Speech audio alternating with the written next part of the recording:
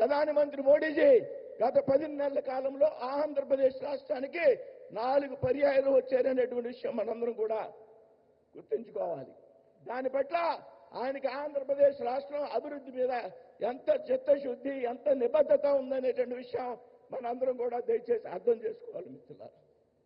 కేవలం 10 నెలల కాలంలో జనవరి 8 నాడు విశాఖపట్నంలో 2 లక్షల కోట్ల రూపాయలకు శంకుస్థాపనలు, ప్రారంభోత్సవాలు.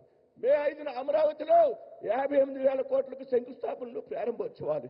ఈ రోజు కర్నూలులో 13,430 కోట్ల అభివృద్ధి కార్యక్రమాలకు శంకుస్థాపనలు, ప్రారంభోత్సవాలు శ్రీకారం చుట్టినటువంటి వ్యక్తి ప్రధానమంత్రి నరేంద్ర మోడీజీ అనేటువంటి విషయాన్ని ఇక్కడ ప్రస్తావిస్తూ ఉన్నా.